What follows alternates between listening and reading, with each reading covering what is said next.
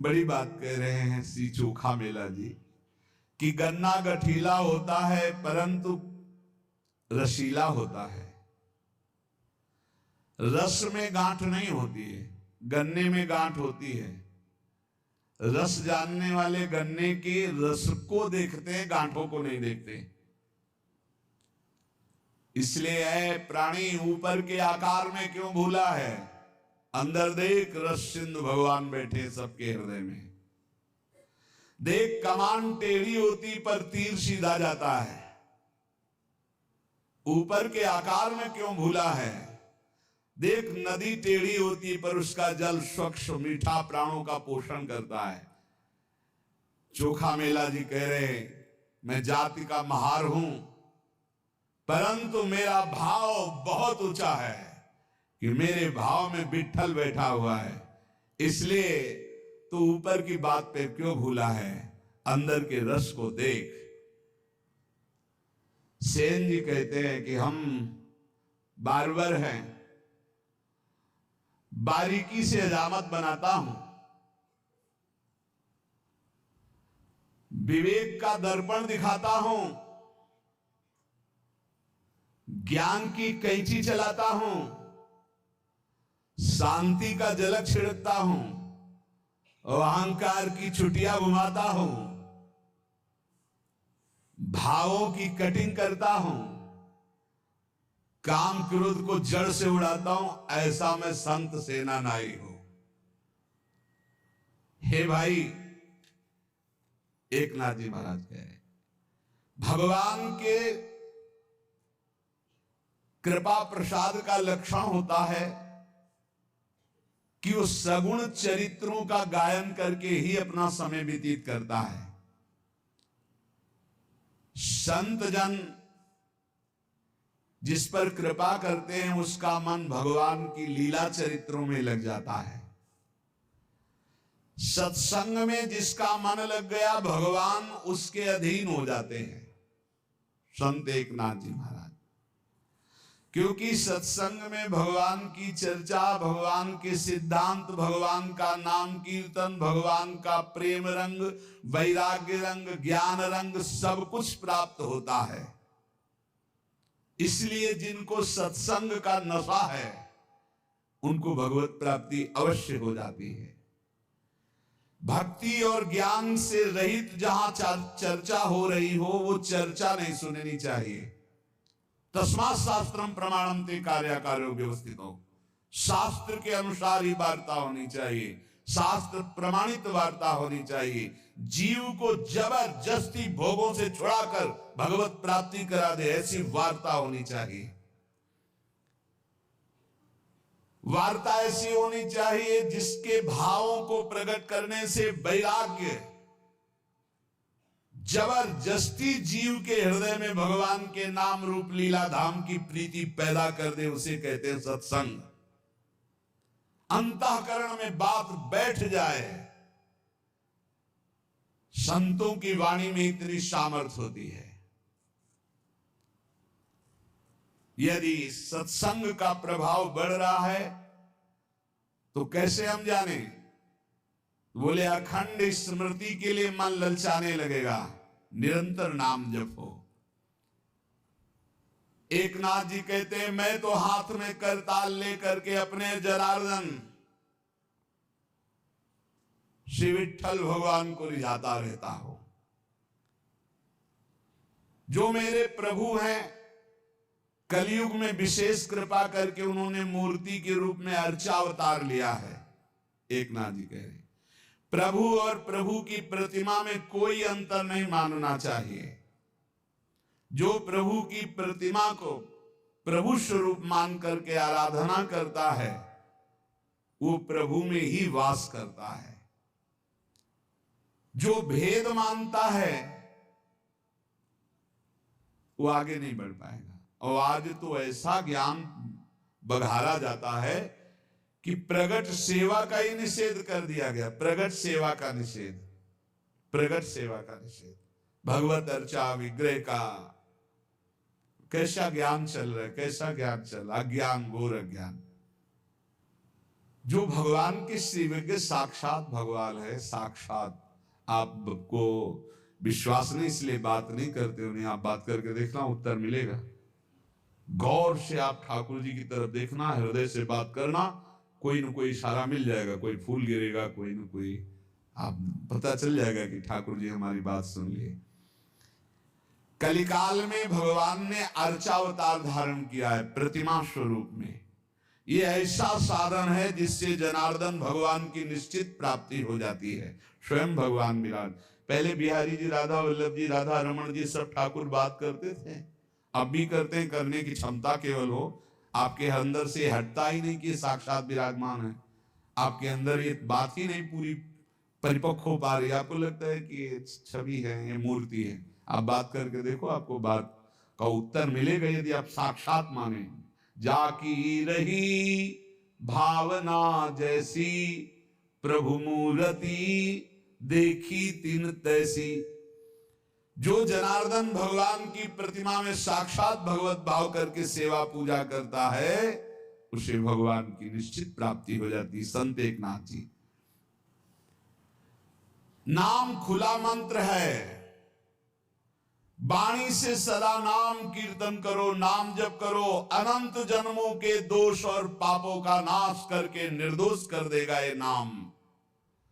संसार में तुम्हें जनार्दन ने भेजा है नाम लेने के लिए। खूब नाम जप करो, आलस्य मत करो, इससे सब इंद्रियां सद जाएंगी, मन भी सद जाएगा, भवबंधन टूट जाएगा। नाम जप करो, एक जनार्दन की शरण में रहकर उठते बैठते सोते जागते रात दिन विठल विठल केशव केशव नाम जप करो। संत एकनाथ जी, जिसने एक बार श्री कृष्ण का दर्शन कर लिया, उसकी आंखों से श्री कृष्ण रूप कभी हटता ही नहीं। जित देखो तित श्याममयी, अधिकाधिक वही रूप, गाढ़ रूप, वही बार बार नेत्रों में ऐसा छाया रहता है कि फिर उसे और कुछ दिखाई ही नहीं देता।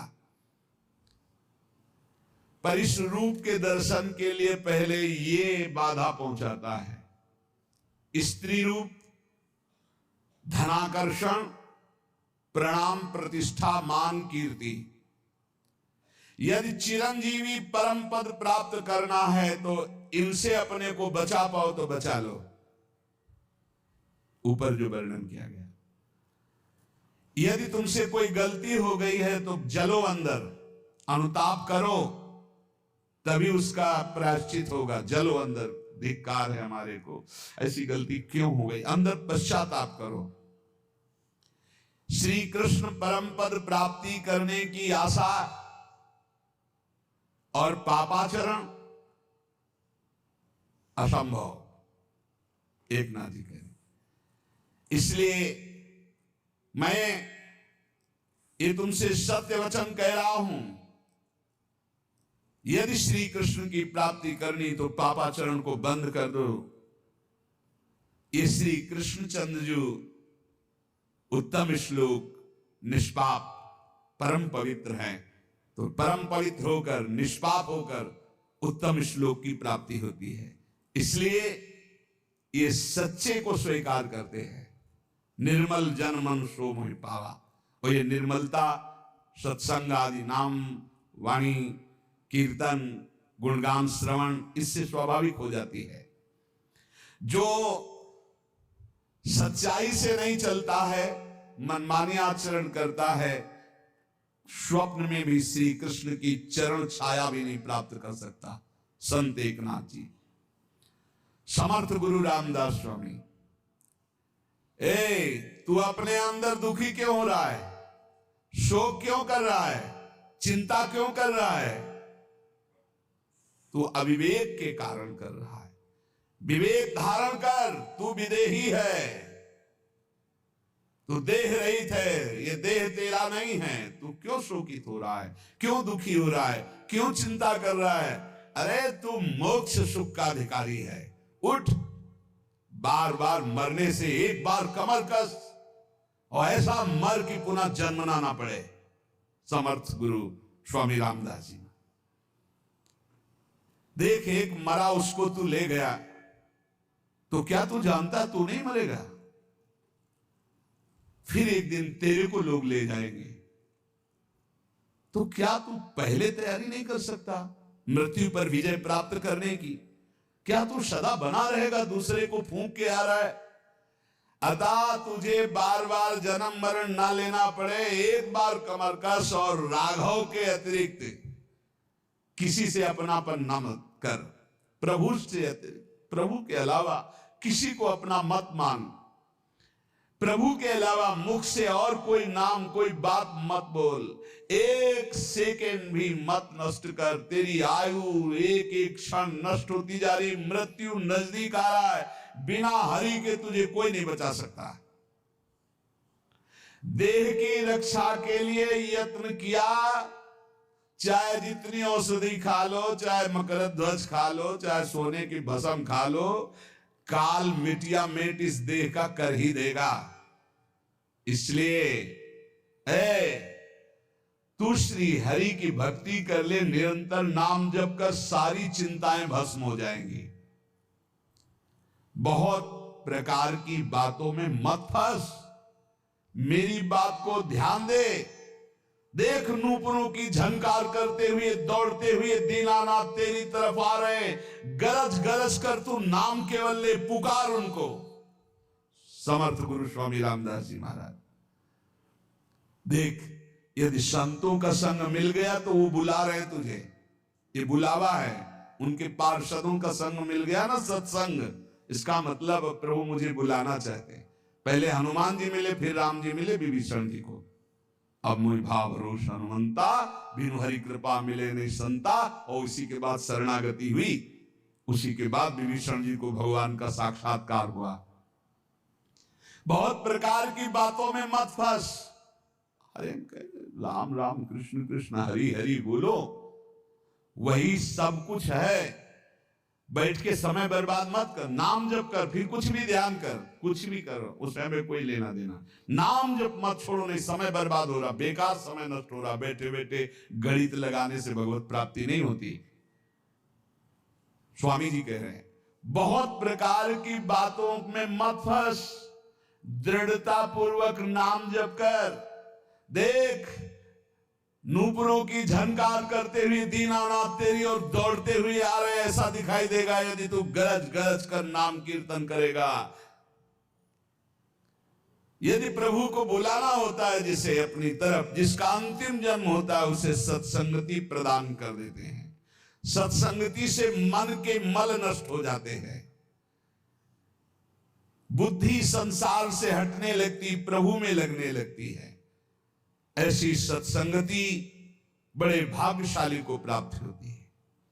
अपने बुरे आचरण में सोच विचार करके परिवर्तन करने का भी समय है, कर लो। अति आदर के साथ साधु समागम सत्संग करो। ये कल्पनाएं छोड़ो, ये कर लिया, ये भोग लिया, ये भोग लेंगे, ये कर लेंगे। आशा मत करो कि तुम इस संसार में कभी सुखी हो सकते हो। समर्थ गुरु रामदास जी, आशा मत करो इस संसार में तुम सुखी हो सकते हो। चाहे जितना रुपया मिल जाए, चाहे जितना भोग मिल जाए, कभी सुखी नहीं हो सकते। सुखी होगे तो हरि के अंश हो, हरि में। अरे कितने विद्वान, कितने ज्ञानी वंचित हो गए भगवत प्राप्ति से। इस अहंकार के कारण मैंने देखा है कि वो विद्वान ब्रह्म राक्षस बन गए। समर्थ गुरु स्वामी रामदास जी के वचन। अहंकार के कारण शास्त्रों का ज्ञान होने पर भी वो ब्रह्म राक्षस बन गए। सचमुच सचमुच ईश्वर के नाम जप के भजन के बिना कौन विद्वान ऐसा है जो इस माया पर विजय प्राप्त कर सकता है। अहंकार छोड़ दो, नाम जप करो। देखो मैं सोच विचार कर बोल रहा हूं, विवेक पूर्वक बोल रहा हूं, कोई मनमानी नहीं। समर्थ गुरु स्वामी रामदास जी। सत्संगति अत्यंत त्रस्त लोगों को भी महाशांति प्रदान करती है। अतः खोज करो सत्संगति की। संयमित आचरण, शास्त्र सम्मत वाणी, ये सत्संग में प्राप्त होती है। जिसने अहंकार रूपी मक्खी खा ली है, उसे ज्ञान रूपी भोजन उल्टी करना ही पड़ेगा, पचा नहीं सकता। अर्थात जिसके मन में अहंकार अपने ज्ञान का है, वो ज्यादा बोलता चला जाएगा और अनुभव में कुछ नहीं होगा, केवल प्रवचन होगा। इसलिए मान सम्मान प्रतिष्ठा की चाह अहंकार को होती। अहंकार छोड़ो, आसक्ति छोड़ो, सज्जन संतों की संगति करो और नाम जप करके इन महान दुख में संसार से तर जाओ। सब संतों की एक ही बात, नाम जप, नाम जप। ऐ मन, ये सत्संग केवल केवल भगवत कृपा से मिलता है और सत्संगी को निश्चित मोक्ष की प्राप्ति होती है। साधु संग करने वाला भवसागर से पार हो जाता है। सत्संगी द्वैत भावना का नाश करता है। सत्संगी का कभी पतन नहीं होता। जो रोज सत्संग सुनते उनका इसलिए पतन नहीं होता, रोज चाटे लगते रहते शब्दों के, रोज उत्साह बढ़ता है, रोज पापाचरण छोड़ने की हृदय में एक वृत्ति जागृत होती है। पूज्य स्वामी समर्थ गुरु रामदास जी कहते, कौन धन्य है इस संसार में जो सदा अपनी देह को भगवान के लिए कष्टमय रखता है, वो धन्य है। उचित भोजन, कठोर शैया, कम सोना, अधिक जगना, नाम जप करना, गुण कीर्तन करना, जानबूझ करके सारे सुख सुविधाओं को ना भोगना, उसका जीवन धन्य है। संसार में कौन धन्य है? ध्यान से समझो। जो प्रभु के लिए अपनी देह के आराम सुख को त्याग कर कष्ट सहता है। बहुत भाग्यशाली साधक हैं, ऐसे ऐसे हैं। ऐसी गर्मी में जहां एसी भी काम नहीं करती, वो कूलर भी नहीं चलाते। सोचो ऐसी गर्मी में कैसे रहा जा सकता है। हमारे गुरुदेव भगवान तो 20 वर्ष हाथ के पंखा से केवल किया है, हाथ के पंखा से। भीषण गर्मी में भी रात दिन, वहां बिजली का प्रवेश ही नहीं था, बस दीपक जला करके रात्रि में, इतना छोटा सा दीपक और हाथ। अरे भजन के बिना थोड़ी स्थितियां आती है। सदा प्रभु के कार्य में जो अपनी देह को कष्ट देता रहता है, प्रभु के लिए प्राप्त सुखों का त्याग करता है, मुख से अखंड नाम उच्चारण करता है, जो अपने जीवन को भगवान की दास्ता में बेच देता है, उसका जीवन धन्य है। दूसरा, जैसा बोलता है वैसा ही आचरण करता है, वो धन्य है। जो नाना रूपों में एक ही ईश्वर को देखता है, वो धन्य है। जो सगुण भगवान में जरा भी संदेह नहीं करता, वो धन्य है। जिसमें अहंकार नहीं है, दूसरे की उन्नति देखकर ईर्ष्या नहीं है, अपने स्वार्थ का जिसने त्याग कर दिया है और संसार की किसी भी पदवी को जिसने जीवन में स्वीकार नहीं किया, उस धन्य कहा गया है। उपाधि, कोई भी उपाधि नहीं। भगवत मार्ग में भी उपाधियां मिलती है। जिसने कभी कोई उपाधि स्वीकार नहीं की, कोई भी अपने पद प्रतिष्ठा, कोई जिसने अहंकार का त्याग कर दिया है, जो दूसरे की उन्नति देखकर कभी ईर्ष्या नहीं हृदय में, जो स्वार्थ का त्याग कर और जो संसार में किसी पदवी को, किसी उपाधि को स्वीकार नहीं किया, वो धन्य है। जो विद्वान होते हुए घमंड से रहित नम्र वचन, मधुर वचन बोलता है और अपने को संसार में भगवान का सेवक घोषित करता है, वो धन्य है। जो इस अखिल संसार में एक भी कोई शत्रु नहीं बनाता, जो विवेक पूर्वक, निश्चय पूर्वक कभी ना तो मिथ्या भाषण करता है, ना मिथ्या आचरण करता है, वो धन्य है। जो भगवान का दास है, उसे कभी चिड़चिड़ाहट नहीं होती। जो भगवान का दास है, वो बहुत गंभीर और शांत होता है। ऐसे भगवान के दास को हम नमन करते हैं। श्री समर्थ गुरु रामदास जी महाराज, नाम के अतिरिक्त जितनी चेष्टाएं, इनमें हमें विश्वास नहीं है भगवत प्राप्ति करा देंगे। महापुरुषों के वचनों को पकड़ो। नाम परमात्मा का साक्षात स्वरूप है, इसलिए नाम पर हमें बहुत विश्वास है। समर्थ गुरु रामदास जी, जिसकी नाम में रुचि नहीं होती उसकी यमराज में जरूर रुचि करनी पड़ेगी। यमराज में मतलब यमपुरी में, समझ लीजिए इशारा। जिसके मन में नाम के प्रति संदेह है कि अरे क्या होगा नाम जप से, इसका मतलब उसे घोर नरक यंत्रणा भोगनी है। इसलिए अति आदर के साथ मेरी बात मान लो, मन लगाकर पूरा का पूरा समय नाम जप में दो। सेवाएं करते हुए नाम जप, मुख से नाम लो और शरीर से चेष्टाएं करो अपनी गृहस्थी विरक्ति की जो सेवाएं।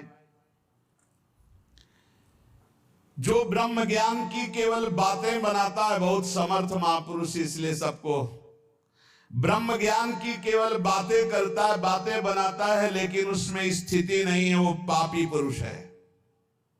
समर्थ गुरु रामदास जी की वाणी। जो ज्ञान की बातें केवल बघाड़ता है, स्थिति नहीं है, वो पापी पुरुष है। क्योंकि मन ही मन वो पापाचरण की बातें सोचेगा और शरीर से पापाचरण करेगा और वाणी से ज्ञान की बातें बघाड़ेगा, वो पापी है। ऐसे मनुष्यों की बड़ी दुर्गति होती है। पीछे कहा विद्वान है, ज्ञान है, आचरण ठीक नहीं है तो क्या बना, बोले ब्रह्म राक्षस। मृत्यु ये नहीं देखती है कि ये बालक है कि जवान है कि बूढ़ा है, उदार है कि कंजूस है, मूर्ख है कि ज्ञानी है, सबके शरीर का नाश करती है। मृत्यु सुंदर से सुंदर, असुंदर से असुंदर, सबका नाश करती है। इसलिए पुण्य पुरुष वही है, हरिदास वही है, नाम जापक वही है, कीर्तनकार वही है, जो मृत्यु आने के पहले ही शरीर को छोड़ दे, शरीर का राग छोड़ दिया, देह रहित विदेह स्थिति। इतना नाम जप करो कि मृत्यु के आने के पहले ही शरीर राग खत्म हो चुका है। संदेह मत करना हमारी बात में, मृत्यु लोक में जन्म लिए हो तो मरोगे। यहां जो पैदा हुआ वो मरेगा, चाहे कोई भी हो। इसलिए मरने के पहले स्थिति प्राप्त कर लो, नाम जप के द्वारा वो प्राप्त होगी। भगवान हलवा पूड़ी नाना प्रकार के पदार्थों के भूखे नहीं हैं, उनको केवल भाव चाहिए। भाव से ही वो भोग पाते हैं, भाव पर ही वो रीझते हैं, भाव से ही वो प्रकट हो जाते हैं। इसलिए भाव प्रकट होता है भजन से, जितना भजन करोगे उतने भाव। ये तुम्हारा जीवन एक रत्नों के समूह का संदूक है, खोल लो रतन। वो रतन है हर श्वास में नाम जप करना, ईश्वर अर्पण जीवन, नाम जप। तो एक से एक दिव्य ज्ञान के रतन, भक्ति के रतन स्थितियां आ जाएंगी। और यदि इन श्वास रूपी रत्नों को भोगों में नष्ट किया तो जिस आनंद के लिए मानव देह मिलेगा उससे वंचित रह जाओगे। मेरी बात मान लो, केवल ये मानव देह ही भगवत आनंद प्राप्ति के लिए, इसलिए कमर कस लो, ईश्वर के लिए कमर कसो, संसार से निराश हो जाओ, संतों का संग करके भावुक बनो और जगदीश्वर को तुम संभालो। सुमिरन तो जगदीश्वर तुम्हें संभाल लेंगे। भावुक भक्त को भगवान अपनी गोद में रखते हैं। वासना के कारण ही तुम्हें बार बार जन्म मरण मिला है। उपासना से नष्ट कर दो अपनी वासना को। विषय चिंतन करते हुए मरोगे तो घोर दुर्गति होगी, हरि चिंतन करते हुए मरोगे तो सदगति हो जाएगी। ईश्वर पर विश्वास रखो, हरि की कथा सुनो, धन्य हो जाओगे। हरि की कथा सुनने से प्रीति और नित्य नई नई भगवत चरणारविंद की तरफ बढ़ने की वृत्ति मिलती है, भगवान की प्राप्ति हो जाती है। जिस जगह पर रोज हरि कथा होती है वो महातीर्थ हो जाता है। इसलिए जहां कहीं भी हरि कथा हो रही हो, ऐसा सुनने को मिले तो दौड़कर आलस्य, निद्रा, स्वार्थ का त्याग करके हरि कथा में जाकर सबसे अपने को नीच समझ करके बैठो। सबसे अपने को नीच समझ करके जहां भगवत चर्चा सुनने को मिले दौड़ो, जहां जहां पीर की बात सुने खोजत तिन गैनन। जिस परमेश्वर ने तुम्हें यहां भेजा है, अखिल ब्रह्मांडों का वो स्वामी है। यदि मानव देह लेकर उसको प्राप्त नहीं किया तो तुम जानना अपना जीवन व्यर्थ चला गया। इसलिए मेरी बात मान लो, शाश्वत अशाश्वत का भेद जान जाओगे यदि नाम जप करोगे।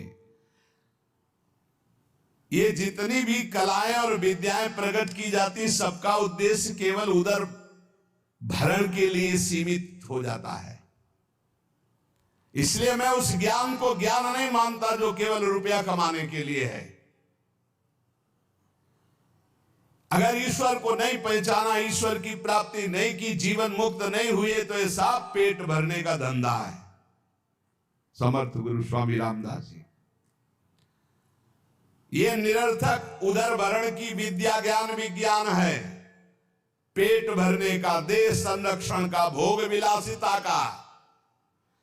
पेट भरने की विद्या को सद्विद्या नहीं कहते, पेट भरने की विद्या को ज्ञान नहीं कहते।